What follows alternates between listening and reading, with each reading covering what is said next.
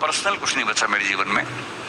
लेकिन एक बहुत इंटरेस्टिंग फिनोमेना क्या हुआ, इस बीच में कुछ बहुत सीनियर किस्म के लोग, including A cabinet minister in the centre, including a chief secretary of one state government, उन लोगों ने मुझे फ़ोन किए और कहा कि हम रोज़ आपकी क्लास देखते हैं and we have become your students. अब ये बड़ा इंटरेस्टिंग है कि जो मुझसे 10-20 साल बड़े हैं, इतने ऊंचे पदों पे हैं, जब वो ऐसी बात कहते हैं तो जब मिलते हैं तो पैर मैं ही छू लेता हूँ उनके, लेकिन कहते वो है कि तो बड़ा इंटरेस्टिंग है। अच्छा, इंटरेस्टिंग फिनोमेना है।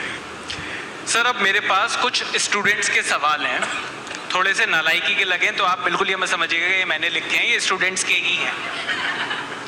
पहला सवाल है सर, रट्टा लगाने का टैलेंट आईएएस क्रैक करने के लिए कितना जरूरी है? बहुत थोड़ा सा, ज़्यादा नहीं। कुछ बातें तो आपको रटनी ही पड़ती हैं, कुछ भी आप मीडिया में वहाँ भी रटना पड़ता होगा कुछ बातें।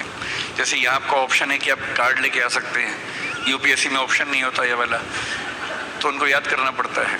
अब जैसे मैप है, इंडिया का मैप है, इंडिया के लेफ्ट में पाकिस्तान है, ये कोई लॉजिक की बात तो है नहीं, तो याद ही करना पड़ेगा। पाकिस्तान के बाद अफगानिस्तान याद ही करना पड़ेगा। तो अब हिस्ट्री में किसी किंग के बाद दूसरा किंग आया है, याद ही करना पड़ेगा ना।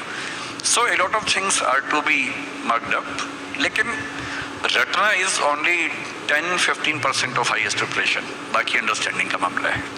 सर, अगला सवाल है कि पढ़ाई करते करते मुझे गर्लफ्रेंड की बहुत याद आती है, मैं क्या करूं? मिल लो क्योंकि अगर आप उससे नहीं मिलेंगे तो याद में ज़्यादा समय खराब करेंगे, और 2-4 बार मिल लेंगे तो मिलने की इच्छा वैसे भी कम हो जाएगी, फिर आप पढ़ाई करेंगे। And this is not only about the girlfriends, this is also about the boyfriends. It's a gender neutral statement, क्योंकि ज़्यादा याद इसलिए आ रही है कि कम मिले हैं। फैमिलियरिटी ब्रीड्स कंटेम्प्ट, बहुत सामान्य सा नियम है। 10-20 बार मिल लीजिए, फिर कम मिलेंगे।